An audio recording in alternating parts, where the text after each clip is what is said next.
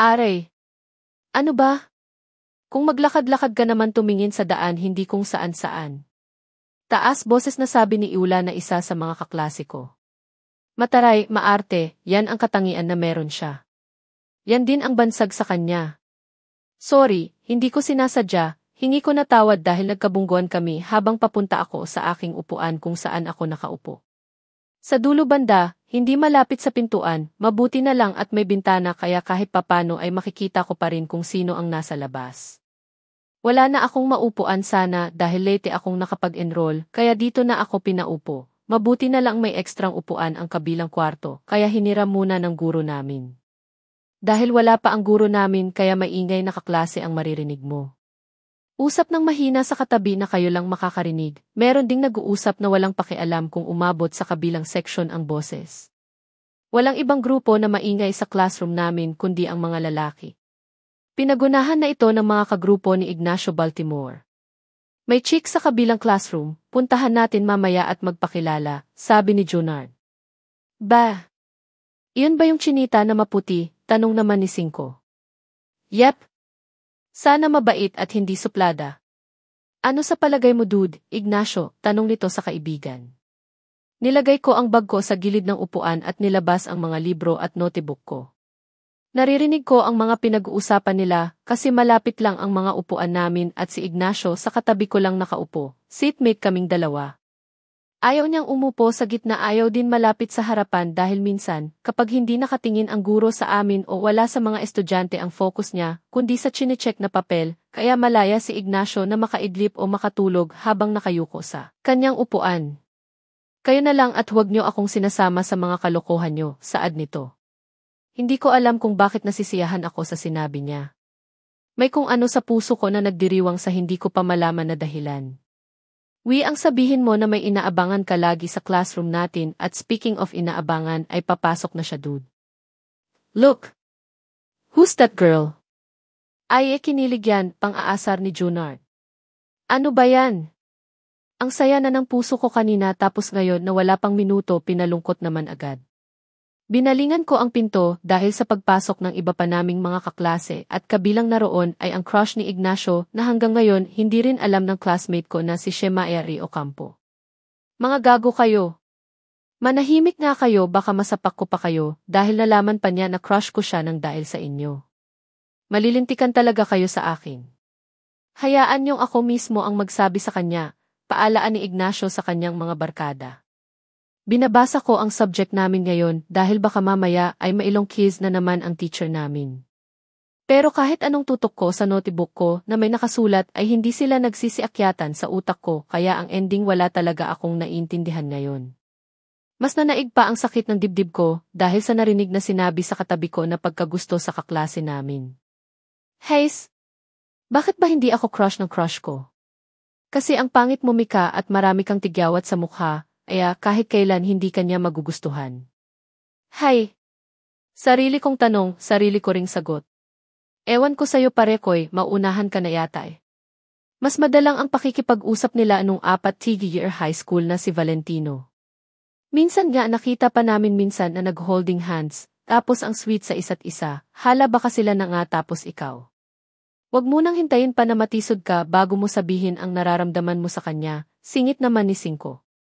Basta wala akong pakialam kung sino man yang nilalang na yan, basta bago matapos ang taon na ito ay mapasakin siya, saad ni Ignacio. Malalim akong napabuntong hininga na lamang at hindi ko alam na napalakas siguro ang ginawa ko, kaya nakatingin sila sa akin. Kunot noo ko silang tiningnan. Sorry nag-aaral ka pala, ang ingay ng mga unggoy na ito, sorry ulit, hingi ng sorry ni Ignacio at hindi ko alam na bigla na namang nagsasayawan ang mga bulate sa tiyan ko. Dahil ba kinakausap niya ako?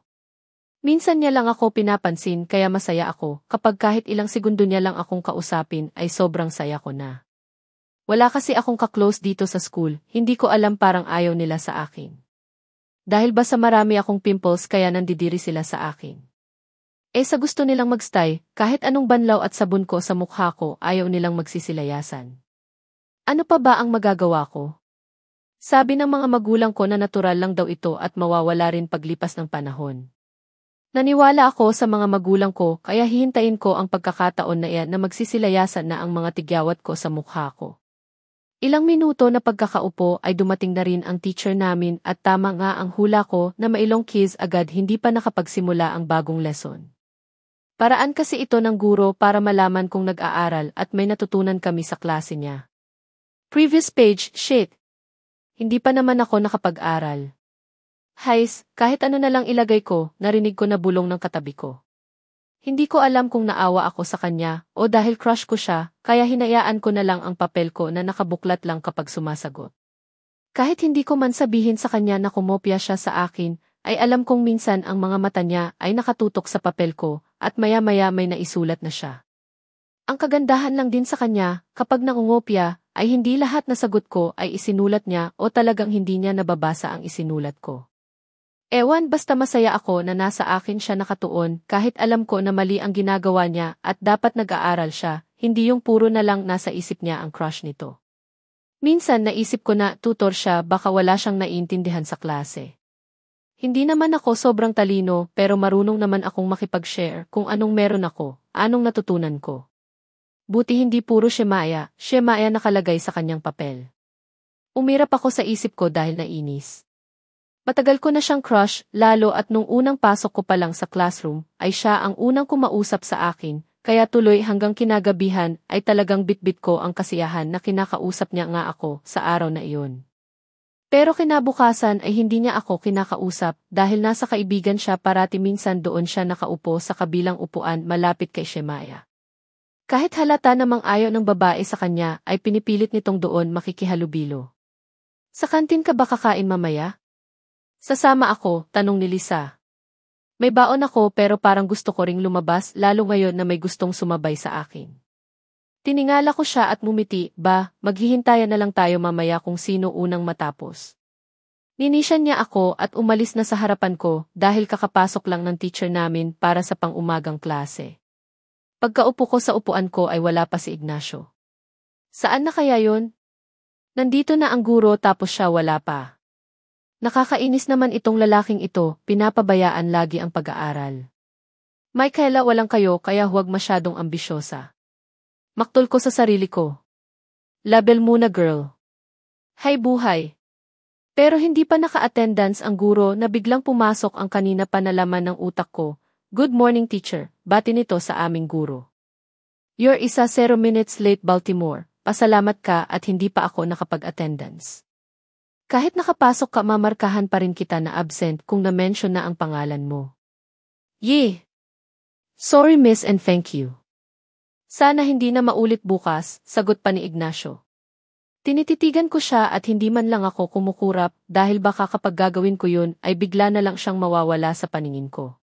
White uniform at black slacks pants ay sobrang bagay na sa kanya. What more pa kaya kung naka-formal suit ito? Nakapambahay lang tapos magulo pa ang buhok. Gandang lalaki di siya dahil sa makapal na kilay, medyo singkit na mata. Bagay din sa kanya ang straight long hair niya hanggang balikat, hindi man allowed sa school ang ganyang kahaba na buhok sa mga lalaki, pero dahil sumasali siya sa pagmomodel dito sa school, kaya pinayagan na lang na ganyan ang ayos niya sa buhok niya. Gwapong-gwapo ka ba sa akin? Kaya tumutulo ang laway mo, napakurap-kurap ako dahil sa lapit na niya sa akin. Ilang dangkal na lang talagang maghahalikan na kami? Maghahalikan? Inangat ko ang kamay ko para masukat kung tama ba ako na ilang dangkal na lang siya at tama nga ako na isang dangkal na lang talaga kami. Bigla akong umiwas dahil hindi ko ma-imagine kung ano ang naging itsura ko na sobrang fresh niya samantalang ako, bagong paligo naman pero dahil sa maraming pimples, feeling ko 5 buwan akong walang ligo. Wala kasi akong nakikitang pimples man lang sa katabi ko. Ang kinis ng balat niya kahit kayo manggi naman ito. Pinahid ko ng kamay ang labi ko baka nga tumulo na ang laway ko. Nagbablush kami ka, baka ma-inlove ka sa akin yan, ngiting aso nito. Inirapan ko siya dahil sa mga niisip nito. Matagal lang ganyan ang mukha ko na nagkukulay pink dahil sa pimples ko, kaya huwag mo nang pakialaman, sabi ko sa kanya sa mahinang boses na kami lang nakakarinig. Okay. Sabi mo yan ha.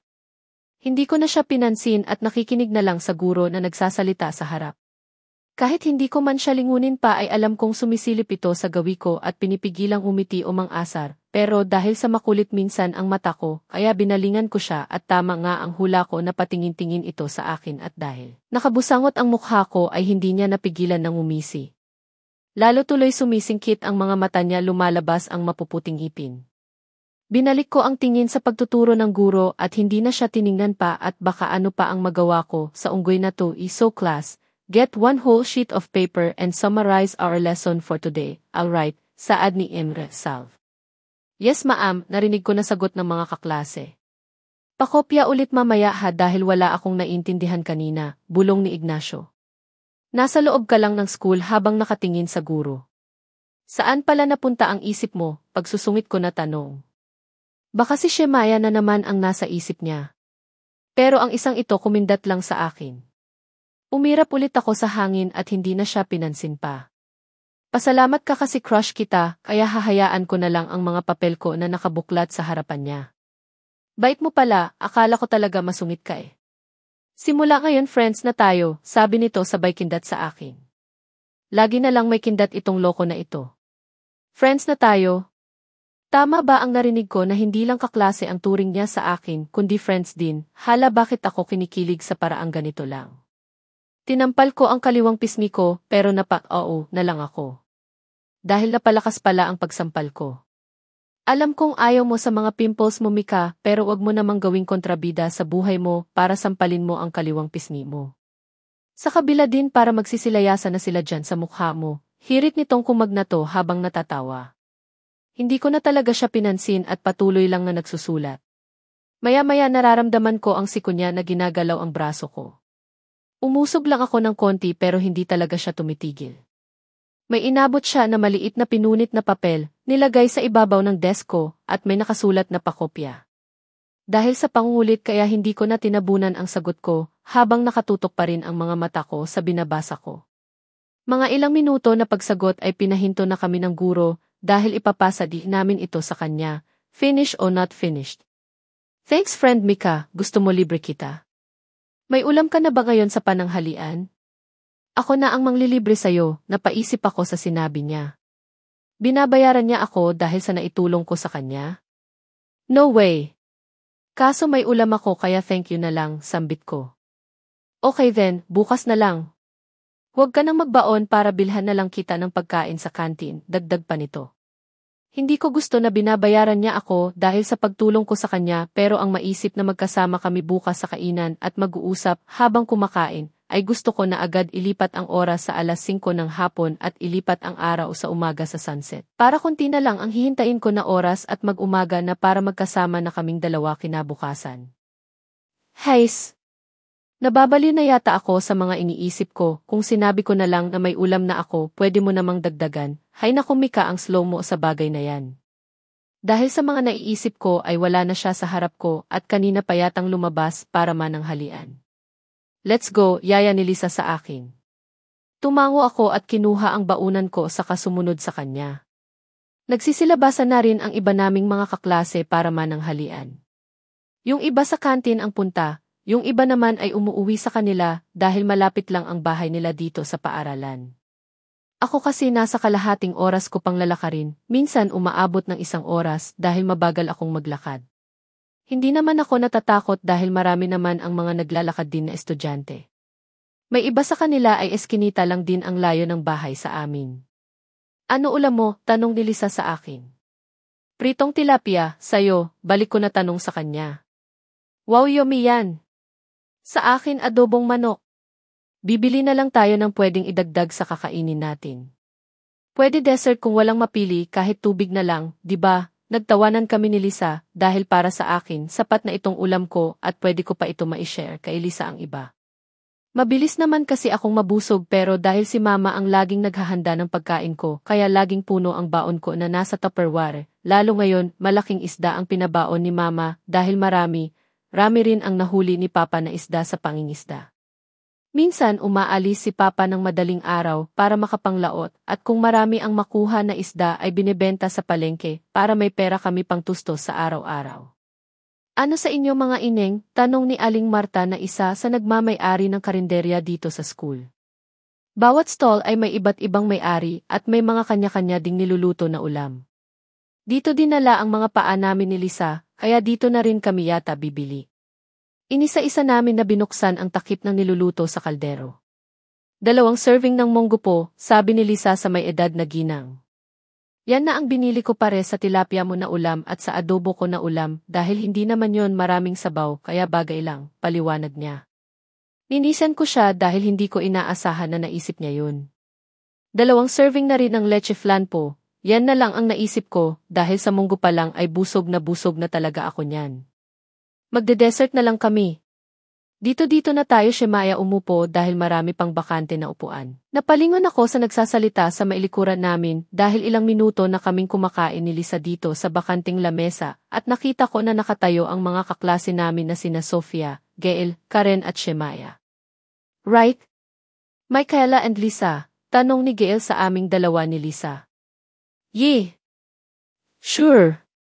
Opo kayo, sabi ko sa kanila. Sino naman ako para itakwil sila na wala naman silang ginawang masama at hindi ako ang may-ari sa kantin na ito para hindi sila paupuin. Thanks, Mika, saad ni Shemaya sa akin. Kanya-kanya na silang labas ng mga baonan nila para magsimula ng kumain. Mamaya may practice tayo ng chair dance tapos sa Wednesday naman yung volleyball. Nakakapagod na rin pero sige lang para sa grades, si Sofia. Nagkanya-kanya naman kami ng tango kahit hindi naman ako kasali sa grupo nila. Iba naman kasi ang sasalihan ko. There you go, nandito lang pala kayo mga classmates, masayang sabi ni Ignacio.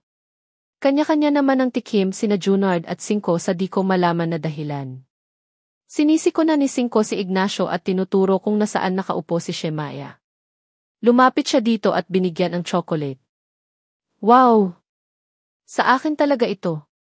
Hindi ako magsha-share ngayon, tanong ni Ray kay Ignacio. Nakatutok ang mga mata ko kay Ignacio na ngayon namumula na kahit nararamdaman ko ang sikip ng dibdib ko dahil sa nasaksihan pero ngumiti na lamang ako. High crush ko siya samantalang siya may crush na iba. Binilisan ko na lang ang pagkain at hindi ko na malaya na hindi na pala ako huminto sa sunod-sunod na paglamon kaya tuloy na bilaukan ako. Mabuti na lang naagapan at nakainom ako ng tubig. Are you okay? Tanong ni Ignacio na nasa harapan ko na. Yee, sagot ko kahit inuubo pa. Sayang bibigyan sana kita ng chocolate rin pero dahil umuubo ka ibiga, hindi pa naman siya natapos sa sinasabi. Kinuha ko na sa palad niya ang Toblerone na mas malaki pa ito kaysa binigay niya kay Shemaya. Hindi ko alam pero ang lapad na ng ngiti ko. Thank you gift ko yan sa'yo lalo na sa pagtuturo sa akin kahit hindi mo man sabihin dahil takot ka sa guro pero pinapakopya mo ako. Bulong niya malapit sa tenga ko. Thank you, tanging nabanggit ko dahil sa walang tigil na pagtibok ng puso ko. Masaya na masaya ako sa mga oras na ito. Akala ko bad trip na ako pero ngayon masaya na ulit ang puso ko kahit wala man akong pinagsabihan ng kasiyahan ko sa iba. Tanging ako lang ang nakakaalam. Anak, ikaw na muna ang bahala dito sa bahay. Aalis lang kami ng tatay mo papuntang bayan. Ikaw na ang magpakain sa mga kapatid mo. Wika ni Mama. Sige po nanay, sagot ko habang inuunat ang katawan ko. Alas 5 pa lang ng umaga at kakagising ko lang dahil laging maagang umaalis ang mga magulang ko para pumunta sa dalampasigan para pumalaot o di kaya pupunta ng bayan para magbenta ng mga nahuli nila na isda. Ganito dito sa bayan namin maaga pa lang, gising na ang mga tao kaya siguro ganun din ako kaaga kahit wala naman akong lakad. 6 o'clock pa lang ng gabi gumagayak na kami para matulog. Ako kasi ang nag-aalaga ng mga kapatid ko kapag walang pasok, kapag meron naman si nanay. Uwi lang siya ng maaga bago mag-alas 7 ng maaga para ako naman ang aalis papuntang paaralan. Dahil Sabado ngayon kaya wala akong pasok. Bumangon na ako para malok ang pinto pagkaalis nila. Mag-iingat po kayo nanay at tatay doon, ako na po ang bahala sa mga kapatid ko, sabi ko habang nakasunod sa kanila palabas ng pintuan. Sige aalis na kami Mika, ang mga bata hapakainin pagkagising, paalala ni tatay. Opo, wag po kayong mag-alala, ako na po bahala sa kanila, panigurado ko. Sige anak, palok na ang pinto, nagmano ako sa kanila bago sila sumampa sa kanilang motor.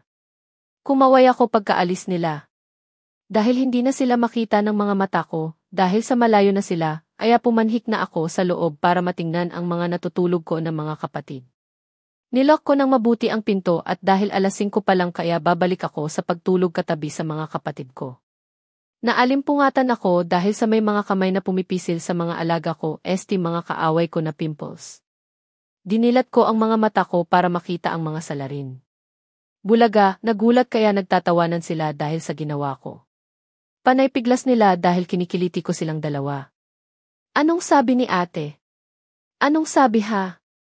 Huwag niyong galawin ang aking mga loyal na friends kasi kontento na ako sa ganyang karami, ok? Kung pipisilin niyo sila dadami at kakalat ang mga alaga ko hanggang dito sa lig ko, sige kayo. Pangit na nga si ate, dadagdagan niyo pa. Ginamitan ko sila ng sign language para maintindihan nila ng mabuti ang sinasabi ko. Dalawang kapatid ko kasi nakambal ang special child, si Kimmy hindi nakakarinig samantalang si Kevil hindi nakakapagsalita.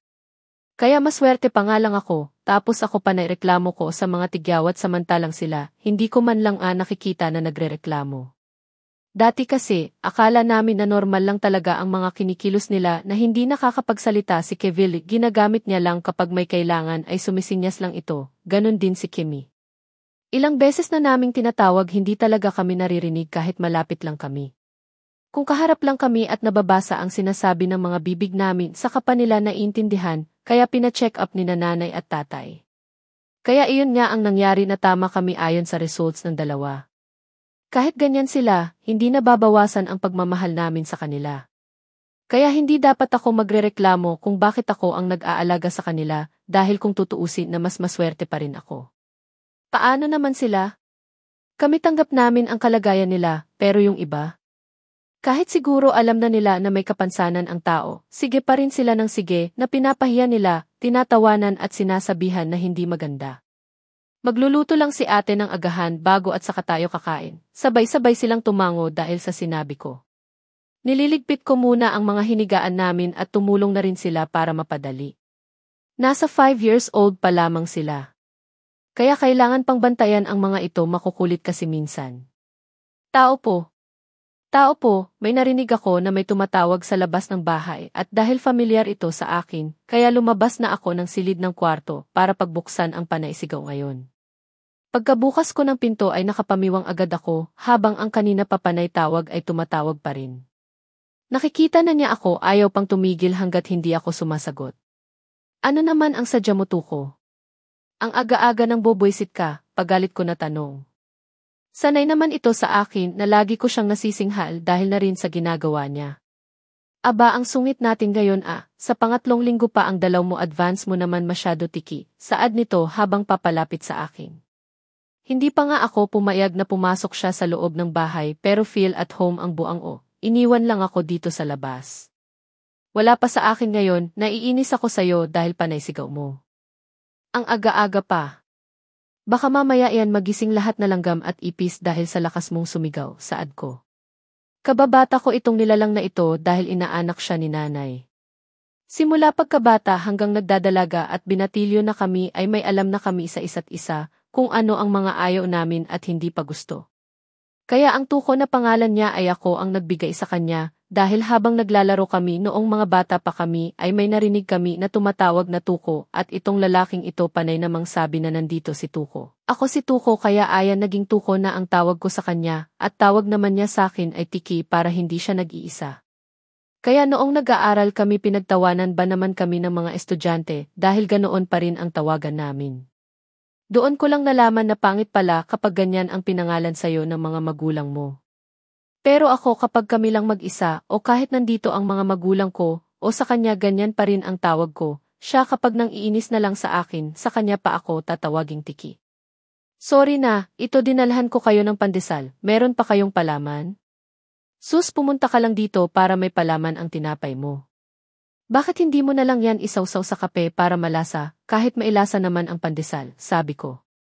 Taong bahay lang Pinaupo niya lang kaming magkakapatid sa upuan tapos siya na ang kumuha ng mga pinggan at tasa para sa kape, ang mga bata ay gatas. Binuksan niya ang sachet ng kape para sa aming dalawa samantalang ang mga bata naman, hinati lang ang isang sachet ng gatas para sa dalawahang maliit na tasa. Minsan kasi hindi nila naubos kaya sa maliit lang na tasa sila. Naglagay na rin ako ng palaman na peanut butter sa mga pandesal at yung iba naman ay tinabi ko muna baka hindi maubos. Binawasan mo na naman ang pera mo galing sa pagtatabas ng mga damo tuko, baka mamaya niyan, wala ka ng pambaon o di kaya para sa mga projects sa school. Sabi ko, dahil halos araw-araw dumadaan dito sa bahay para magbigay ng pandesal. Alam niya kasi na paborito ito ng mga bata at malapit lang sa kanilang bahay ang bakery shop, kaya madali lang sa kanya na dalhin dito, kaya minsan sabay na kaming pumapasok sa paaralan. Meron pa naman marami pa gusto mo ipakita ko pa sayo ang pitaka ko, yabang nito. Nagsasabi naman ako ng totoo na marami pa, mabigat nga siya alam mo ba kung bakit? Bakit? Curious sa sinabi niya. Siguro mas marami siyang nagawang trabaho kaya malaki ang sahod. Puro barya, umuso ito habang naglalagay ng palaman sa kanyang pandesal. Ano? Bakit naman? Natatawa kong tanong, mali pala yung hula ko kanina. Paanong hindi puro barya ang binigay sa akin dahil wala ng papel? Sino ba naman ako para tanggihan yun na pera naman ang mga iyon kaya sobrang bigat tuloy sa bulsa kapag dinadala ko. Mas mabuting gastusin ko na lang yung iba kaysa hayaan na lang mabutas yun sa pitaka. Kawawa naman, paliwanag nito habang natatawa na lang talaga ako. Di sana pinalitan mo na lang sa mga tindahan o di kaya gasoline station, meron naman siguro niyan, saad ko. Hindi ko na ginawa dahil ganyan naman din nagagastusin ko siya, sa bagay tama naman siya. Yung iba din ibibigay ko sa mga bata para may mailagay sila na pera sa kanilang mga alkansya, tiningnan ko siya sa mukha. Kahit kailan talaga maalaga ito sa mga kapatid ko. Huwag mong ibigay lahat ha, magtira ka rin para sayo, saad ko at tinaasan niya lang ako ng kilay dahil may ideya na ako na hindi na niyan gagawin. Inabotan ko pa ng pandesal na may palaman ang mga bata.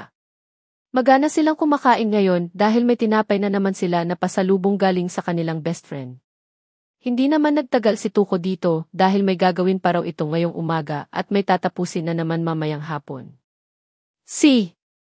Pumunta lang dito para makipag-share ng kanyang blessings tapos ako naman itong panay-reklamo, tinatanggap naman. TSA, ginawa ko na ang mga gawaing bahay bago pa dumating ang mga magulang ko. Pagbabantay at pag-asikaso ng mga kapatid at linis-linis sa bahay ang ginagawa ko para may maitulong. Kinabukasan naman ay sabay-sabay kaming nagsisimba at depende kung pagkatapos sa simbahan ay kung ano pa ang susunod na gagawin ang pumunta ng dalampasigan para maligo o sa bahay lang at magpahinga.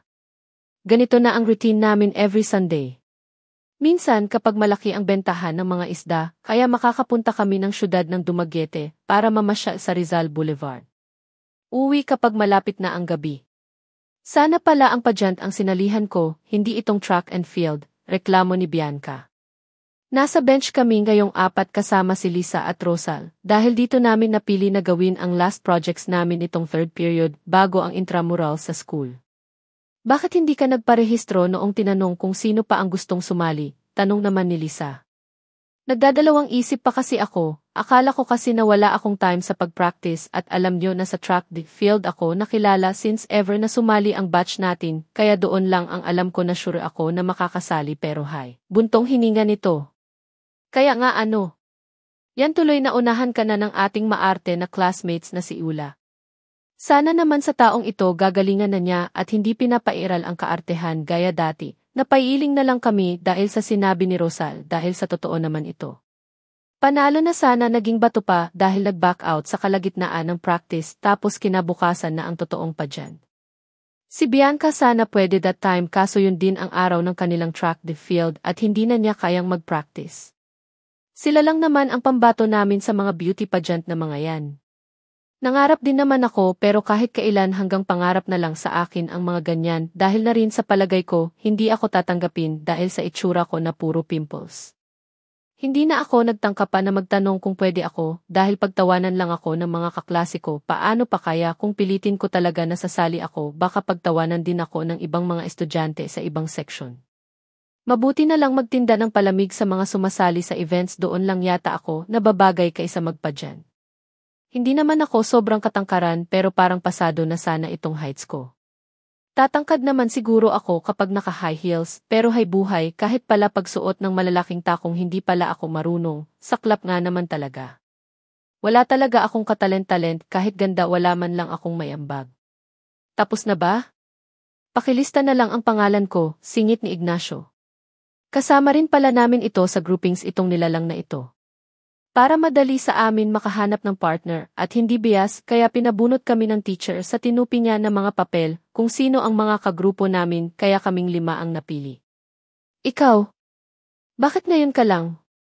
Ngayong tapos na kami sa ginagawa namin sa kakapadumating, singhal ni Lisa. Ito naman o relax ang bihin natin dyan. Don't worry, may dala naman akong mga snacks at drinks natin dahil alam ko na mapapagod at magugutom kayo sa kakasagot kaya pinagod ko rin ang sarili ko na pumili at pumila sa mini-store, you know. Wika ni Ignacio na napabusangot sa mga kasamahan namin. Ako? Wala yata akong reaksyon lalo ngayon na sobrang lapit niya sa akin nakaupo. Hindi ko alam kung humihinga pa ba ako ngayon. Nilabas niya ang mga binili niya na chichirya at mga biscuits at soft drinks sa supot at kanya-kanya namang kuha ang mga kaklasiko. Sa'yo, Ray. Ano ang gusto mo? Ikaw, wala sa sariling sagot ko. Ha? Hindi ako pagkain at inumin, natauhan lang ako nang tumawa sila dahil sa sinabi ko. Ay ibig kong sabihin ikaw. Ikaw na ang pumili kung ano ang ibibigay mo sa akin, sabi ko na nautal. Mika, umayos ka. Baka mahalata ka at pagtawanan ka lang na nagka-crush ka sa isang modelong nilalang na classmates mo, tapos hindi ka naman na-crush back, maktol ko sa sarili ko. Uy, si Michaela may something ata ito eh. Hindi ko alam kung namumula ang pisngi mo dahil sa tigyawat mo o sa ibang paraan. Ay pang-aasar ni Bianca sa akin habang tinuro-turo ako sa tagiliran. Ano ba kayo pimples yan lalo at tirik na ang araw no, paliwanag ko at sana maniwala. Sige sabi mo yan ha. Sa bagay-bagay naman kayong dalawa ni Ignacio, singit ni Rosal at bigla na lang bumaling si Ignacio sa gawi ko habang dino-double check niya ang mga gawa namin. Ganyan kasi ang plano namin na kami ang gagawa at tatapos ng pinagawa na report ng teacher namin at si Ignacio naman ang magdo-double check kung pasado na ba at kailangan ng ipasa o hindi pa. May alam kasi siya sa ganito kaya easy na lang ito sa kanya. Anong bagay? Hindi ko naman siya type no. Sagot ko para hindi na magalit si Ignacio sa akin dahil alam ko na hindi niya magugustuhan na malaman niya na nagugustuhan ko siya lalo ngayon na patay siya kay Shemaya. CSI, narinig ko galing kay Ignacio habang kunot noon na nakatitig pabalik sa mga papel. Ayaw niya talaga na may ibang nagkakagusto na iba sa kanya, dapat si Shemaya lang. Ay kawawang singkit hindi type ni Mika, pang-aasar ni Lisa. Bumaling ulit si Ignacio sa gawi namin, lalo na sa akin at tinititigan ng ilang segundo at binalik ulit ang mga mata sa papel. Well, the same rin naman ako sa kanya. Hindi ko rin siya type, hindi ko alam na ganun pala yun, kasakit na marinig mo sa crush mo mismo ang katagangyan na para sa akin mismo, harap-harapan. Yung buo ang puso ko kanina na kinakausap niya ako sa classroom pa lang, ngayon biglang nag-crack agad yung puso ko dahil sa sinabi niya. Ayos lang sa kanya, kasi wala naman siyang naramdaman o crush niya ako, pero ako na may kahulugan ang lahat na pinapakita ko. Masakit pala kaya hindi na dapat ako umasa na magustuhan ko siya sa malapitan, gugustuhin at tatanawin ko na lang pala siya sa malayo at hanggang doon lang yun. Okay na ba yan Ignacio? Para makapag-launch na tayo ng totoong pagkain at maipasa natin yan sa teacher natin, tanong ni Bianca habang nagliligpit ng mga gamit. Yee! Pasado na yan for sure, signatures nyo na lang ang kulang, sinulatan ko na yung sa akin, wika nito at nagtangka ng tumayo. Ay taray ikaw pa ang naunang magperma, pasalamat ka marami itong chichiryang binili mo, nakabawi ka na sa groupings, si Bianca.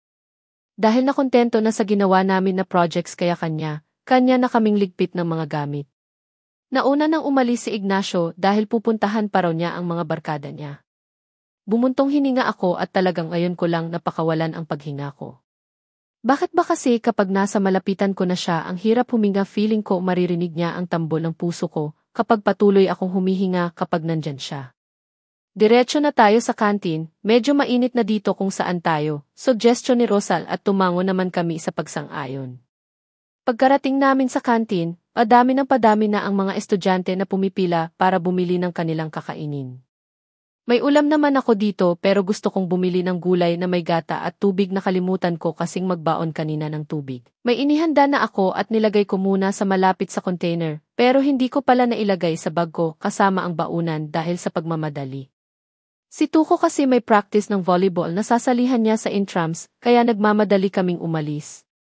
Sinusundo niya kasi ako ng maaga sa bahay, dala ang kanyang habal-habal at may dala na naman siya na pandesal para sa mga bata, ayon timing naman nagising na ang mga kambal kaya tuwang-tuwa sa pasalubong. Ako na ang next na nakapila para bumili ng ulam dahil nabasa ko sa menu na may ginataang langka na binebenta kaya dito ang punta ko na karinderya.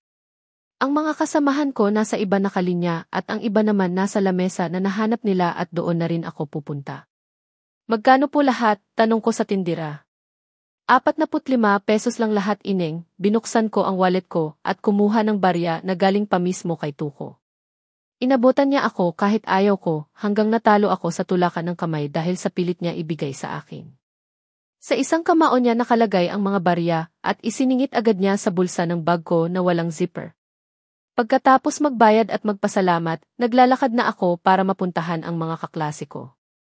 Hindi kami masyadong close dati pero ngayon unti-unti na silang nakikipagkaibigan sa akin, kaya ganun din ako sa kanila. Nahagip ng tingin ko si Ignacio, kasama ang kanyang mga barkada sa kabilang table. Hindi ko na sila binalingan nung nakita ko na titingnan ako ni Ignacio. Luhasa kami ka na sayo titingin, baka nasa tabi ko lang pala si Shemaya at iyon ang sinusundan niya ng tingin. Malapit na ako kung nasaan nakaupo ang kaklase na may bumangga sa balikat ko gamit din ang balikat na kung sino man. Nakita ko na si Iula iyon at masaklap. Ah! Shit! Nadapa ako dahil may pares ng sapatos na humarang kung saan sana ako liliko dahil sa ginawa ni Iula. Kaya tuloy pati pagkain ko natapon na sa sahig. Oops, sorry. Ang lampa mo kasi, pinigilan ko ang sarili ko dahil sa sinabi ni Iula. Sa nanginginig na mga tuhod lumuhod ako para pulutin ang natapon sa sahig. Wala namang nabasag dahil plastic bowl naman nakalagay ang ginataang langka at tubig. Nag-angat ako ng tingin at yun na lang ang paglaki ng mga mata namin, ako at ang ibang estudyante na dinambahan ng suntok ni Ignacio ang lalaking estudyante kung bakit ako ngayon natalisod. Gago. Mas gago ka. Nakita ko yun, huwag ka nang nagmamaang-maangan pa. Galit na sabi ni Ignacio sa lalaki na hindi ko malaman kung ano ang relasyon nila ni Iula dahil minsan ko silang nakita na magkasama. Do not touch that, Mika, binalingan ko siya dahil sa narinig na pangalan. Nakatingin ito sa akin kaya hindi niya napansin ang estudyante na sinuntok niya kanina na kumuha ng tray at ihahampas na sana kay Ignacio. Bigla akong tumayo para sa akin mapunta ang gusto niyang ihampas kaysa taong gusto lang akong tulungan. Kaya sa akin nahampas ang tray sa bandang likod ko. Naramdaman ko ang sakit ng ulo at balikat. Bigla akong nahilo. Gago. Anong ginawa mo? Huling narinig ko bago ako nawala ng malay. Nagising ako at idinilat ko ang mga mata ko, puting ruom ang unang bumungad sa akin, at ang mukha ni Ignacio ang nakita ko na alalang-alala. Sa akin ba ito nag-alala? Ano ang nangyari? Bakit nasa klinik ako ngayon ng paaralan? Masakit ba ang likod mo? Ulo mo? Balikat? Ano pa, Mika? Tell me para masuri natin, sunod-sunod na tanong ni Ignacio. Mika, anong nararamdaman mo ngayon? Tanong din ni Lisa. Iniisip ko kung ano ang nangyari, bakit ako nandito at ganito na lang sila nag-alala sa akin. Nang maalala ko ay napapikit ulit ako, nakagawa ako ng eskandalo sa paaralan na ito. Kung maingat lang sana ako sa paglalakad ko, hindi mangyari ang mga ganito. Ayos lang ako. Huwag na kayong mag-alala sa akin, saad ko para hindi na sila mag-alala sa akin, kahit medyo nararamdaman ko pa rin ang pagtama ng bagay sa likod ko. Sorry, kunot noo kong binalingan si Ignacio. Hinahaplos niya ang buhok ko habang nakatingin sa akin. Kung wala ako sa sitwasyon ngayon, baka tatakbo na ako palabas ng klinik para magtago dahil sa sobrang lapit na naman niya na ilang dangkal na naman ang pagitan sa amin. Hindi na naman ako nakatiis at talagang sinukat ko pa sa aking mga daliri kung isang dangkal lang ba talaga at tama nga ako. Natawa ito dahil sa ginawa ko. You always doing that, Berise. Binaba ko agad ang kamay ko at iniikot ang mga mata dito sa klinik para hindi niya mapapansin na namumula na itong pisngi ko.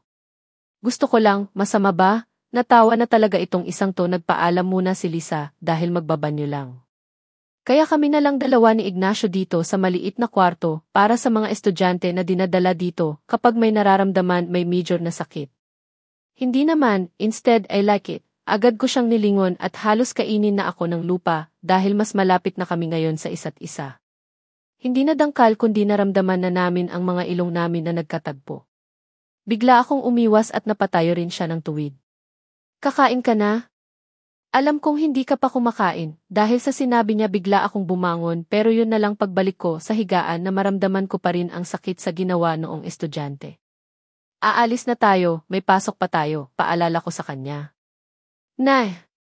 Dito muna tayo, saad nito habang binubuksan ang mga Tupperware na may pagkain ang laman. Hindi, alam mo naman na hindi ako uma-absent sa klase, sabi ko at pinilit pa rin na makaupo sa pagkahiga sa kama ng clinic dito sa school. No Mika, just eat and rest, wala naman tayong guro ngayong hapon kaya dito ka muna at huwag mong pilitin ang sarili mo na bumangon kapag hindi mo pa kaya. Saka nakapag-uwian na sa buong klase, mahabang sinabi niya. Bakit wala tayong pasok? Tanong ko sa kanya habang inaabot sa akin ang Tupperware para kumain. May folding table siyang nakita kaya yun ang ginamit ko para doon ilagay ang mga pagkain. Don't know, sinabi lang sa akin ni Lisa na wala tayong teacher, kaya hindi na rin ako nagtatanong ng ano pa, sabi nito. Sinabayan niya akong kumain. Dahil sa nangyari kaninang lunch sa kantin kaya hindi rin siya nakakain. Bumuntong hininga ako. Sorry, dahil sa akin nadamay ka pa talaga. No, ako dapat ang humingi ng tawad dahil hindi man lang kita na ipagtanggol, anya. Anong hindi, pinagtanggol mo kaya ako? Inangat niya ang ulo niya para makita ako sa mga mata. Hindi kita nailigtas dahil kung di sana wala ka ngayon dito. So ibig sabihin kasalanan ko pa rin, pagkakaklaro niya. Magsasalita pa sana ako nang bumukas na ang pintuan at iniluwa sina Bianca at Lisa. Gising na? Hello Mika. Ano na ang pakiramdam mo ngayon? Ninisan ko sila dahil sa nakita ko ang pag-alala sa kanilang mga mukha. Ayos lang ako, huwag kayong mag-alala, sabi ko dahil hindi ako sanay na ganito sila mag-alala sa akin. Ayokong sanayin ang sarili ko na may mga tao nag-alala ng ganito sa akin. Kinausap na ng office administration ang estudyante na gumawa sa'yo ng ganito. Marami rin kasing nakakita na sinadya niyang ilabas ang kanyang sapatos habang paparating ka. Dating ex yun ni Iula at sabi niya na pag-utusan lang siya at tinuro nga ang kanyang dating nobya, paliwanag ni Bianca. Tapos pa dinideny pa si Iula na hindi daw totoo yung binibentang sa kanya ng kanyang ex. Pero dahil marami ang nakarinig na kabarkada lang din nila ang pag-uusap ng dalawa, kaya maraming ebidensya nakalap ang ating investigador at Soko kaya nahatulan sila. Expel siya mga day, ay silang dalawa pala. Natatawa na lang kami dahil sa sinabi ni Lisa na parang nagbabalita pero expel, naawa ako. Ganoon ba? Kawawa naman, sabi ko. Hindi ko maisip na dahil sa akin kaya sila na-expel sa school na ito. Kakausapin ko na lang kaya ang admin. Sana pumayag dahil nakakaawa talaga. Anong nakakaawa doon, Mika? Kasalanan nila yun kung bakit nila ginawa ang ganon sa'yo. Para ano? Para magpasikat tapos yung isa sinabi lang na pinangakuan na kapag gagawin niya ang inutos ay magkabalikan sila. Pero anong nangyari, nagmukha siya tanga sa ginawa niya. Ano bang nakain ni Iula at ganyan siya? May galit yata sa'yo girl ah. May atraso ka ba sa kanya? Galit na saad ni Bianca. Napailing naman ako sa sinabi niya. Wala naman akong atraso, kung meron man hindi ko alam kung ano yun, basta wala akong maalala na may galit ako sa kanya, sabi ko. Nakapamiwang si Lisa, hindi kaya nainggit yun sa'yo girl, nagtataka naman ako sa sinabi niya. Ano naman kinaiingitan niya sa akin tingnan mo naman ang estado ng buhay namin sa kanila. Ang mukha ko sa kanya, kanya-kanya naman sila natango except kay Ignacio na nakikinig lang sa amin na naghuhulahan kung talagang naiinggit si Iula sa akin. So ibig sabihin pangit talaga ako. Hay buhay! Ewan ko sa babae na yun, nasobrahan lang siguro ng aruga, kaya minsan mali-mali na ang kinikilos. Pero dapat hindi humantong sa ganito na gagamit siya ng ibang tao para lang sa kanyang kagustuhan, si Bianca. Dahil may ginawang hindi mabuti si Iula for sure si Bianca na ang mag-participate sa event ng school na pageant. Ganito kasi ka-strict ang paaralan dito dahil kung may nilabag ka na bagay lalo sa pananakit ng kapwa mo estudyante, kaklase man o schoolmate ay talagang expel ka agad ng paaralan. 4:00 na ng hapon at nandito pa rin ako sa klinik. Dahil walang pasok kaya nauna na sina Bianca at Lisa na umuwi dahil may gagawin pa raw. Mabuti na lang at walang estudyante na pumunta dito dahil may dinaramdam o ano paman kaya nakatulog ako pagkaalis ng mga kaklase ko. Pumunta rin dito ang iba at mga kaibigan ni Shemaya. Dinala nila ang bag ko pagkatapos malaman ang nangyari sa akin. Binalingan ko ang lalaki na mahimbing na natutulog na nakaupo sa maisilya, habang nakanganga at nakahilig ang kalahating katawan sa paanan ng kama kung saan ako nakahiga. Kahit saan talaga nakakatulog itong si Ignacio, minsan pa nga kapag nagsasalita ang guro sa harapan o di kaya wala ang teacher at may mahabang pinapasulat sa amin. Akala ko nagsusulat yun pala kung saan-saan na bumabaling ang kanyang ulo dahil sa antok tapos ang bagsak sa balikat ko. Hindi ko naman pwedeng hayaan na lang o di kaya ilipat sa ibang direksyon ang ulo niya kasi baka masubsob ito sa sahig, lalo at mahimbing ang tulog niya dahil may muntik hilik ako na naririnig. Kaya imbis na gisingin niya ng kanyang mga kaibigan ay wala na silang magawa dahil alam naman nila na pagod ang isa na ito dahil sa may practice sa pagmumodel o di kaya may ina-attend na schedule. Ilang oras na lang kaya ang tulog niya iyan paggabi. Tapos ngayon dito naman. Bakit hindi na lang siya umuwi sa kanila para naman makapagpahinga siya ng maayos? Dahil hindi pa rin siya nagigising kahit matagal na akong nakatitig sa kanya, kaya kinuha ko ang scratch paper ko para madrawing ko na naman siya. Hindi naman talaga ako marunong magdrawing pero dahil siguro wala masyadong pumapansin sa akin dati kaya tanging pagdadrawing na lang nilalaan ang oras habang naghihintay sa teacher namin o di kaya kapag break time. Nagsimula sa linya-linya hanggang nakabuo ako ng mukha ng tao. Kaya hindi ko na tinigilan hanggang naging bihasa na rin. Dahil lagi ko naman itong ginagawa kapag tulog siya ay parang sanay na ang mga daliri ko na iguhit ang hugis bilog na mukha niya. Ang buhok na mahaba na ngayon at pinabunya ang pagkatali habang may maliliit na stands na hindi nasasali at napupunta sa mukha niya. Dahil sanay na kaya binilisan ko lang at baka mamaya magising siya at malaman pa niya na nagdradrawing ako at siya ang modelo ko. Marami na nga akong naguhit na siya lang at yung iba ay galing lang sa isip ko habang iniisip siya kaya ayon nakagawa rin ako ng imahe niya. Walang nakakaalam kahit si Ignacio na ginagawa ko ito. Ayoko kasi na pinupuri nila ang gawa, ewan ko ba hindi ako sanay. Baka mamaya pinupuri ako tapos wali pala ang gawa ko. Mabuti na ang ganito na tinatago ko lang sila sa isang album na ako pa mismo ang gumawa. Medyo naging maayos naman ang likod ko at hindi na ito kumikirot o sumasakit tulad kanina, kaya pwede na akong umuwi nito pagkagising ng crush ko na ngayon binabantayan ako simula kanina, pero ngayong oras ay ako naman ang nagbabantay sa kanya. Napapangiti ako sa nakikita ko sa papel na malapit ko na siyang mabuo, pero yun nga lang biglang idinilat na lang niya ang mukha na hindi pa ako tapos. Hindi ko pa nabuo ang ilong at mata niya, tanging bibig pa lang. Ganito lagi ang nangyayari. Pero mabuti na lang at hindi ako titig na titig sa kanya at nakaiwas agad ako noong gumalaw ang talukap niya sa mata. Gising ka na pala. Kanina pa ba? Sana ginising mo ako, nakatulog pala ako. May kailangan ka? Baka masakit pa ang likod mo, pwede ka munang magpahinga o tawagin ko na ang nurse kapag may iniinda ka pa na sakit ngayon, saad nito. Linisyan ko siya at umiling, ayos na ako Ignacio, salamat pala sa pagbabantay. Sana hindi mo na lang ginawa dahil kaya ko naman at nauna ka na lang na umuwi. Napagod tuloy kita sa pagbabantay sa akin at hindi ka pa nakahiga ng maayos noong natutulog ka. Nagliligpit lang ako ng mga gamit para makauwi na baka mamaya, gagabihan ako sa daan at wala na ang tricycle na lagi akong nakasakay kapag umuwi, sabi ko sa kanya. Nag-inat siya ng katawan habang sinusuklay ang kanyang mahabang buhok hanggang balikat ng kanyang mga daliri. Tinanggal niya ito sa dating ayos kanina. Ihahatid naman kita sa inyo kaya wag kang mag-alala, naalarma naman ako sa sinabi niya. Dami ko na tuloy na utang sa kanya. Ha? Wag na. Binantayan mo na nga ako dito sa klinik ng ilang oras tapos ngayon ihahatid mo pa ako. Ano na lang ang sasabihin ng iba? Lalo at sa crush mo, mahina ko nasabi sa huli. Tiethe, nagkaganyan ka ng dahil sa akin. Hindi kita nailayo sa gago na yon. Kaya ako na ang maghahatid sa iyo pa uwi, baka ano pa ang mangyari sa iyo sa daan at ako pa ang managot, hindi ko alam na bigla na lang nagsasayawan ang mga intestine ko sa tiyan dahil sa sinabi niya. In love na ba siya sa akin? Gaga kami ka-concern lang yung tao pinagsasabi mo dyan. Maktol ko sa sarili ko.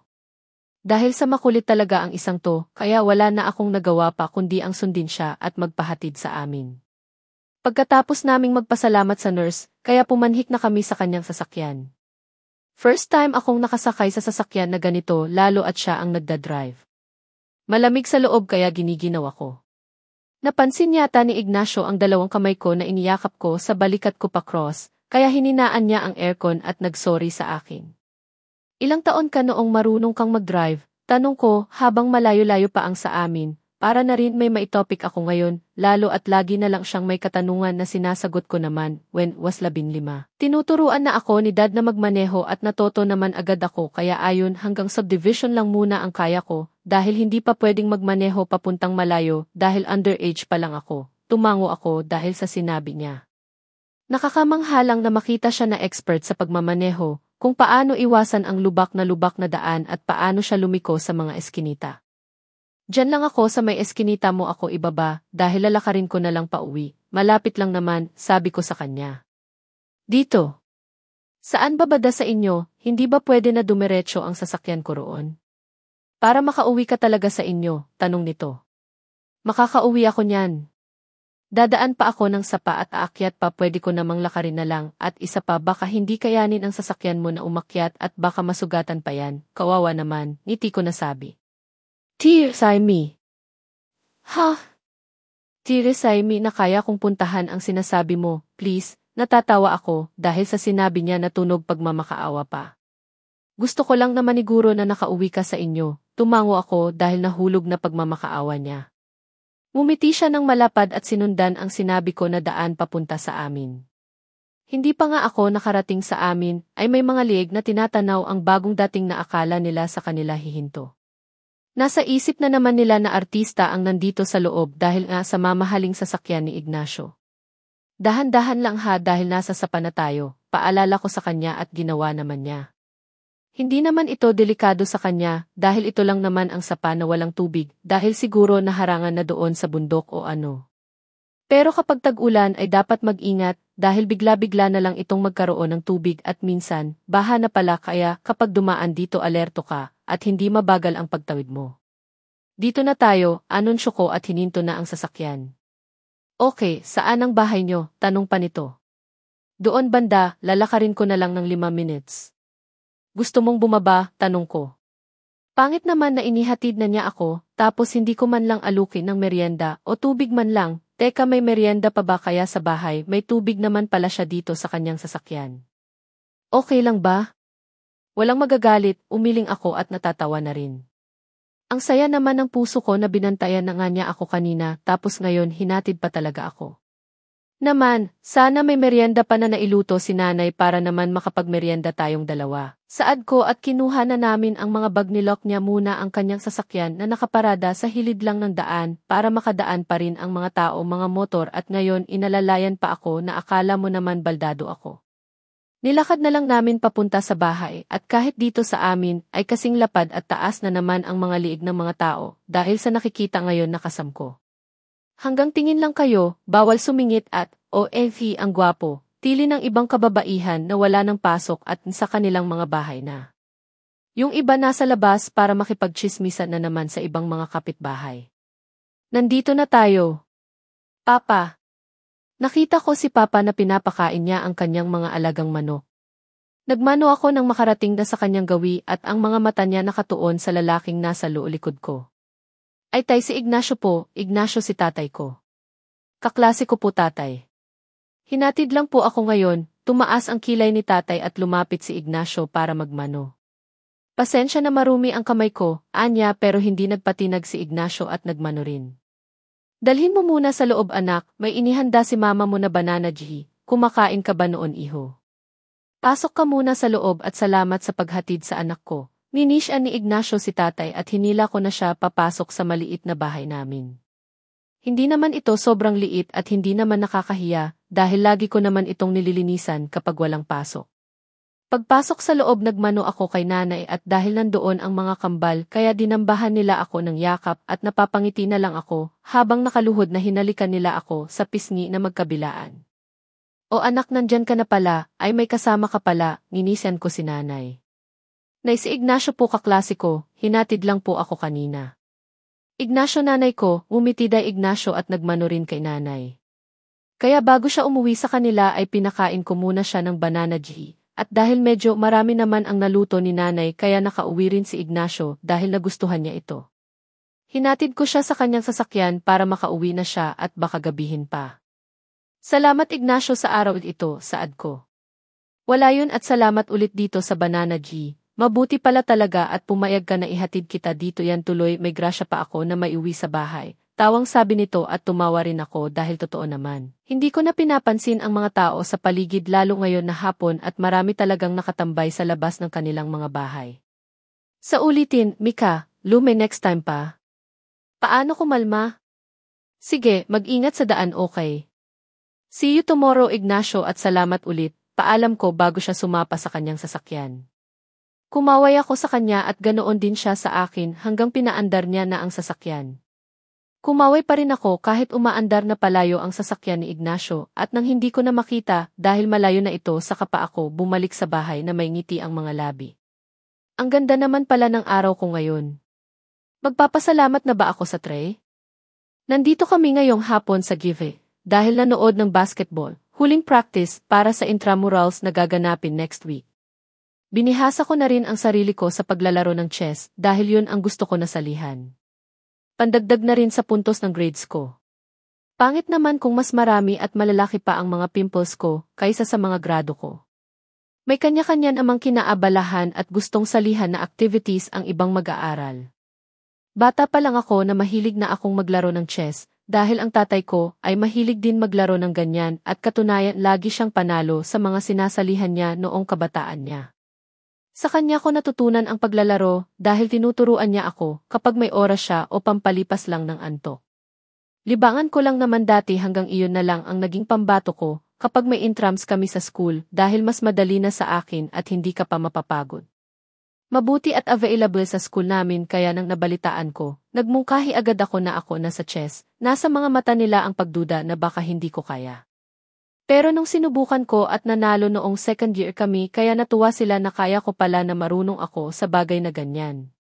Uupo ka lang naman at utak mo na ang pagganahin mo para hindi ka matalo sa kalaban mo. Pero kung mas magaling ang kalaban ko, well talo ako. Kaya dapat ko pang igihan ang pag-ensayo dahil sobrang malapit na lang talaga. Nasa pinakadulo ako ngayon ng bench nakaupo malapit sa exit para madali lang akong makalabas ng event after ni na Ignacio maglaro. Wala kaming pasok ngayong hapon para makaensayo ang lahat, isa pa may meeting ang mga guro namin. Wala naman akong ibang gagawin dahil ang ibang kaklase may mga practice rin kaya dito ko naisipang pumunta. Isa pa, hindi pa kami pwedeng umuwi hanggat hindi pa sumapit ang 4:00. Hanggang ngayon ba nahihiya ka pa sa mukha mo at dito ka pa rin nakaupo? Singit ni Evan sa akin, nakaklase namin at ako lang daw ang sinabihan niya ng kanyang sekreto. Tumabi siya ng upo sa bench kung saan ako at sino ba naman ako na hindi pwede. Kahit dito sa banda namin ay rinig pa rin namin ang mga hiyawan ng mga estudyante na nagpapa-practice pa lang naman. Ganito ba sila ka-fan ng basketball? O dahil nasa court at talagang member ng basketball team ang mga crush nila? Mika, tama sa dalawa ang mga katanungan ng utak mo. Hindi naman, ayaw ko lang makipagsiksikan mamamaya paglabas. Ano na? Nakaredy na ba ang mga gagamitin mo tungkol sa fashion design na gagawin mo next week? Tanong ko sa kanya para maiba ang usapan dahil alam niya rin kung ano ang sikreto ko at yun ang pagkagusto kay Ignacio. Lumapad ang ngiti niya sa akin, for sure magandang balita ang tinanong ko sa kanya. Yes na yes lang talaga hindi na nga ako makapaghintay na darating din ang next week na yan dahil ayon pa lang ang dami ko ng gustong gawin sa mga damit, saad ni Evan. Natawa ako dahil pareho pala kami na gusto na dumating ang araw ng intramurals. Ang galing mo Ignacio. Galingan mo palalo, sigaw ng kabilang section. Hinagip ng mga mata ko kung nasaan ang sinisigaw ng babae. With his blue jersey na may numero 8 sa likod ay panigurado ako na sa ngayon ay pawis na ito.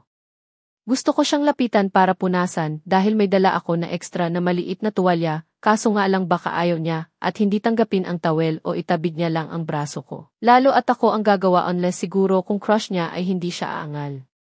Ayoko rin na may sasabihin pa na iba ang ibang makakakita. Nang matapos na ang kanilang practice ay kanya-kanya na ang lapit ng mga estudyante para makipagkamay o bumati kahit hindi pa naman final. Mabuti pa ako chill lang sa upuan at ako lang ang nakakaalam na may crush ako sa isa sa mga ka-teammate ng basketball. Dahil kontento na ako na makita lang siya sa di kalayuan, lalo ngayon na marami rin ang nagpapapicture sa kanya, kaya nagkibit balikat na lamang ako. Selos? Ramdam ko yun pero hindi pwede dahil walang kami, pero kung magkasama parang may kami, sabi mo yan, Michaela. Let's go! Yaya ni Evan sa akin. Ayaw ko pa sana kaso ayoko naman na makahalata itong kasama ko na maihinihintay ako ng mga mata para sulyapan din ako, pero mapaglaro nga naman ang tadhana na makita ko ang lalaking pinapantasya ko ay nakaakbay siya kay Shemaya. Napabuntong hininga na lamang ako at tumayo na at hinabol si Evan na naglalakad na ngayon papuntang labas ng gifik. Uwi na ako, ikaw. May dadaanan ka pa ba o hihintayin mo pa si Tuko? Tanong nito sa akin. Hihintayin ko siya sa may waiting shed din kung wala pa rin siya. Uuwi na lang akong mag-isa, saad ko sa kanya. Tumango lang si Evan at nagpaalam na mauna na ito. Dahil nakaramdam ng pagkaihi ay pumunta muna ako ng Publixy. May nakasalubong pa ako ng mga estudyante. Nakasalubong ko pa sina Shemaya at ang kanyang boyfriend na si Divine na taga 4th year student. Marami nga ang kaka-crush dito dahil iba ang kulay ng kanyang mga mata na nagugustuhan ng mga babaeng estudyante. Paano ba naman kasi na mailahing half Italiano ang Valentino na ito? Hindi ka pa uwi? Sabay ka na sa amin, Mika, kung uwi ka na? Dadaan kami sa inyo para maihatid ka, di ba Cloudy? Alok ni Shemaya sa akin, kahit napapayag pa ang kanyang kasintahan ay umiling na agad ako. Huwag na! May hinihintay ako na kaibigan at sa kanya ako sasama, saad ko sa kanila. Mumuso si Shemaya at may pilyong mga ngiti na nakatitig sa akin. Ay! Si Ignacio yan, no? Nasa boys locker pa yata yun para magbihis, don't know, kibit balikat nito. Ninisyan ko sila ulit at umiling, hindi naman siya ang hinihintay ko at sa ibang kaibigan ako sasabay sa pag-uwi, sagot ko. Ganun ba? Sige, mauna na kami sa iyo, anya, at kumaway na rin ako sa kanila. Ipinagpatuloy ko ang paglalakad papuntang banyo habang hinihintay si Tuko. Nang matapos kong gumamit at lalabas na sana ako ng banyo na may narinig ako na pumasok sa loob. Pipihitin ko na sana ang door knob na may narinig ako na tinatawag ang pangalan ko, ako ba talaga? Mika, Mika. Mika. I know na nasa loob ka ng banyo ngayon. Huwag kang mag-alala, I'll make sure na tayo lang ang nakakarinig sa palikuran na ito, sabi ng boses babae na nasa labas. Habang pinupukpok ng isang bagay ang mga pintuan. Kinabahan ako kaya para akong estatwa na halos paghinga ay pinigilan ko na. Umabot pa ng ilang minuto na nakatunganga lang ako sa loob ng key, habang hawak ko ng mahigpit ang bag ko at ang door knob, baka bigla na lang itong pumasok kung nasaan ako. Hindi ko na alam kung ilang minuto na akong nakatayo sa loob ng restroom, kaya pipilitin ko na lang na umalis dito at tumakbo para hindi niya ako maabutan.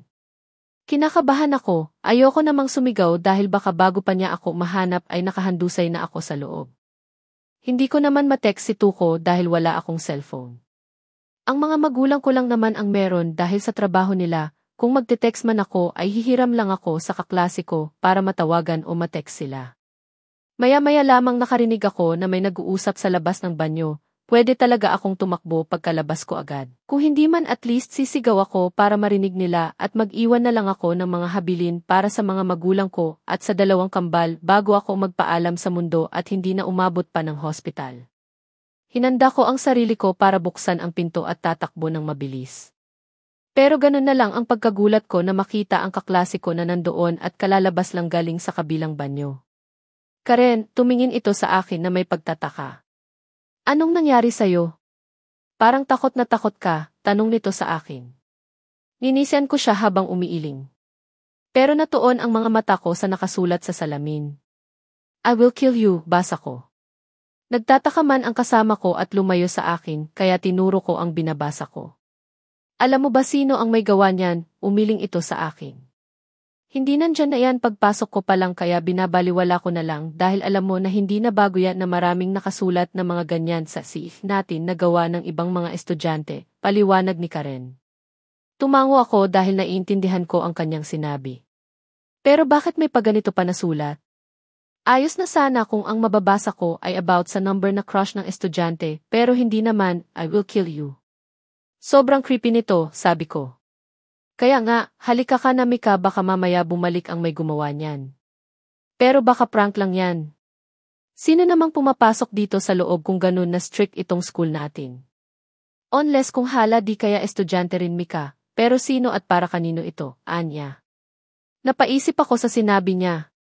Isumbong kaya natin sa school? Baka matulungan nila tayo, mungkahi ko pero umiling lang siya sa akin. Huwag sa tingin ko naman na nagpa-prank at feel lang gawin ng student kung sino mang may gawa nito, paliwanag niya. Aangal pa sana ako pero pinunasan na niya ng wet wipes ang salamin at madali lang itong matanggal dahil lipstick lang naman ang ginagamit. Napabuntong hininga na lamang ako dahil wala nang magawa at wala pang ebidensya. Hindi familiar ang boses na yun sa akin kaya hindi ko alam kung sino. Hinayaan ko na lang at lumabas na ng TS kasama si Karen pero dahil maisundo siya kaya dumaan siya kung saan ang parking lot ng school. Lumabas ako ng gate ng school at diretsyo na ng waiting shed. Hindi nga ako nagkamali at nandoon na nga si Tuko pero may kasama siyang iba, si Ignacio. Nagmamadali akong lumapit sa kanila at ayon sa kanilang mga mukha na parang kanina pa nila ako, hinihintay o na wait, baka iba naman ang hinihintay ni Ignacio Mika, huwag kang assuming dyan. Maktol ko sa sarili ko. Nang mahagip nila ako kaya sabay silang pumunta sa akin para salubungin ako. Ha? Anong meron? Saan ka galing? Kanina pa kita hinihintay dito pero sabi ni Manong Guard na bumalik ka raw sa loob, Belisay, tanong ni Tuko sa akin. Nagbanyo lang sorry, sagot ko. Binalingan ko si Ignacio, nagtatanong ang mga mata ko kung bakit narito siya. May kailangan ka? Hindi ka ba sasabay sa akin? Remember? Di ba sabi ko na sabay na tayo umuwi pag-uwian, napanganga ako sa sinabi niya. Akala ko joke lang yun o baka makalimutan niya na yun dahil hindi naman ako pumayag that time. Totoo pala yun. Pero parang naunahan na yata ako, Anya at matalim itong nakatingin kay Tuko. Patay paano ba ito ayoko naman na humindi sa dalawang ito baka wala ng next time. So, gusto mo bang sumabay sa kanya Tiki? Ayos lang sa akin dahil nasira kasi ang motor ko nung tanghali, pinaayos ko muna, kaya magta-tricycle lang sana tayo o maglalakad kung gusto mo, pero kung nagyaya na ang kaklase mo ay ayos lang, sabi ni Tuko. No hindi pwede, nakakaawa naman talaga kapag iiwan ko lang si Tuko dito. Isip-isip Mika. Sumabay ka na lang sa amin kung nasiraan ka ng motor, ida-drop off na lang din kita, narinig ko na sabi ni Ignacio. Nababasa niya yata ang nasa isip ko. Wag na pare, maglalakad na lang ako. Tuko, tawag ko sa kanya. Hinawakan ko siya sa kanyang braso. Kahit ngayon lang, ayoko namang na naglalakad ka, tapos hinintay mo pa ako rito para ipaalam na nasiraan ang motor mo. Nag-alok na si Ignacio, kaya samahan mo na ako, okay lang ba? Pagmamakaawa ko sa kanya. Pero ang Tuko na ito pinindot pa talaga ang pimples ko kaya nahampas ko siya sa braso. Lumapit na kami sa sasakyan na ngayon binuksan niya ang pintuan sa front seat. Upo na sana ako sa likod ng sumenyas siya na doon ako sa tabi niya kaya doon ako. Sino ba naman ako para tumanggi? Ang crush ko na ang nag-alok sa akin. Habang nasa biyahe ay panay kwentuhan kami ni Tuko habang si Ignacio naman ay nagsasalita lang kapag may itatanong kami. Bukas sure na maayos na ang motor ko kaya pwede na kitang sunduin at ihatid Mika, saad ni Tuko sa akin. Nilingunan ko siya sa likod at ngumiti, okay, make sure na wala nang siraha. Baka mamaya iyan matilapon ako na wala sa oras. Sige ka, ban ka na talaga sa bahay namin, sabi ko at natawa na lang siya sa sinasabi ko. Dito na lang pre, salamat sa paghatid, sabi ni Tuko. Bye Mika, susunduin kita bukas ng maaga kapag maayo. Ako na ang susundo sa kanya bukas, may assignment pa kasi kami natatapusin, ha? Ano raw? Meron ba? Bakit hindi ko alam? Nagtatanong ang mga mata ko kay Ignacio, meron Mika, hindi mo lang narinig ang guro, nagkibit balikat na lang ako dahil hindi ko talaga alam kung ano yun. Baka nga meron. Binalik ko ang atensyon sa kaibigan na nasa labas na. Meron pala Tuko, ikaw ano plano mo?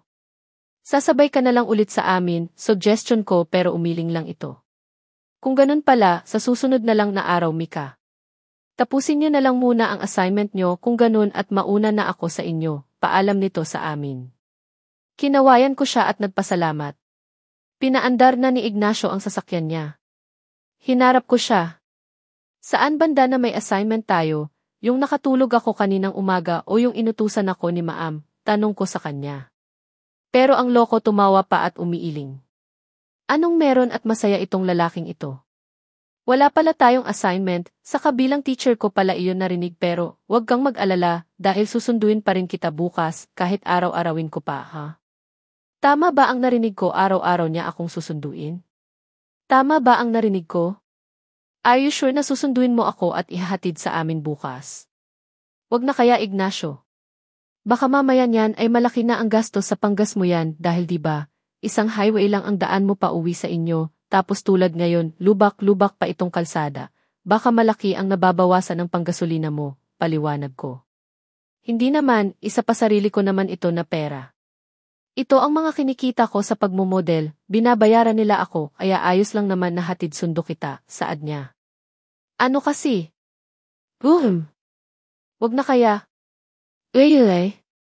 Boyfriend mo na ba siya? Tanong niya sa akin. Umiling agad ako sa kanya dahil hindi naman totoo na may relasyon kami ni Tuko. Yun naman pala at ayos naman sa mga magulang mo, di ba? Nagpaalam na rin ako sa kanila na ako ang maghahatid sayo at sundo. Gusto ko ring bisitahin ang mga kambal, meron akong mga pasalubong sa kanila ngayon, anya. Binalingan ko ang backseat at wala naman akong nakita. Nasa trunk Mika, okay, salamat, sabi ko. Ilang araw na ba na lagi siyang mabait at kinakausap niya ako. Simula yata nung nangyari sa kantin at doon nagsimula ang lahat. Alainan. Wag assuming Mika, please lang maawa ka sa kaluluwa mo. Hinatid ka lang dahil gusto kanyang ihatid. Yun lang at wala nang ibang kahulugan. Kastigo ko sa sarili ko. Nang makarating kami sa street namin ay talaga namang nagsitaasan na naman ang mga liig ng mga kapitbahay dahil sa kanilang nakikita lalo at may magarapang sasakyan ang kasama ko ngayon. Dahil may regalo siya sa mga kambal kaya bumaba rin ito ng sasakyan. Binuksan niya muna ang trunk at may kinuha doon. Sinundan ko siya para makita iyon. Lumaki ang mata ko na matanto kung ano ang mga ibibigay niya sa mga kambal. Isang malaking teddy bear at toy car. Binili mo? Kailan lang, tanong ko sa kanya. Kinuha ko ang teddy bear para ako na ang magdadala sa loob ng bahay. Noong linggo lang, pumunta kasi kami ni Dad sa Bacolod at naalala ko ang mga bata, kaya bumili na ako, sagot niya. Hinarap ko siya dahil nasa bakuran na kami ng bahay. Hala paano yan, malaki na ang utang ko sa'yo niyan. Sana hindi ka na nag-abala, pinitik niya lang ang noo ko. At sino naman ang nagsabi sa'yo na may utang ka sa akin? Gusto kong magbigay Mika kaya hayaan mo na ako, okay? Isa pa, ang cute nilang bigyan kasi nagte-thank you agad at wala nang explain at katanungan, anya. Sumimangot ako dahil double meaning ang huling sinabi niya. Dahil naramdaman niya na nagets ko ang sinabi niya, kaya tumawa siya, kaya tuloy hinampas ko ng mahina ang braso niya. Kulit eh.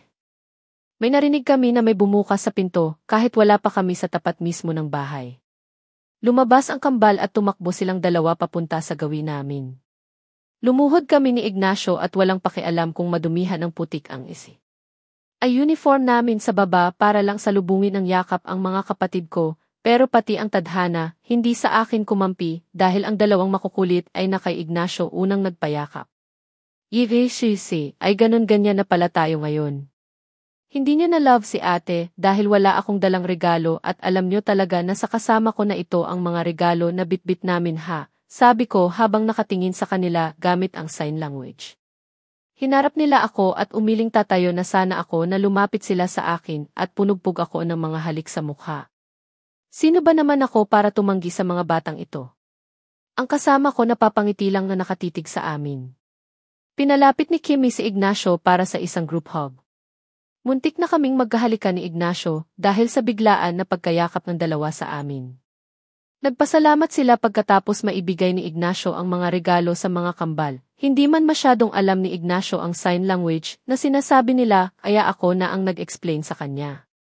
Kailangan ko pala talagang matuto kung paano ang mga sign language para madali na lang sa akin makipag-communicate sa kanila everyday, anya.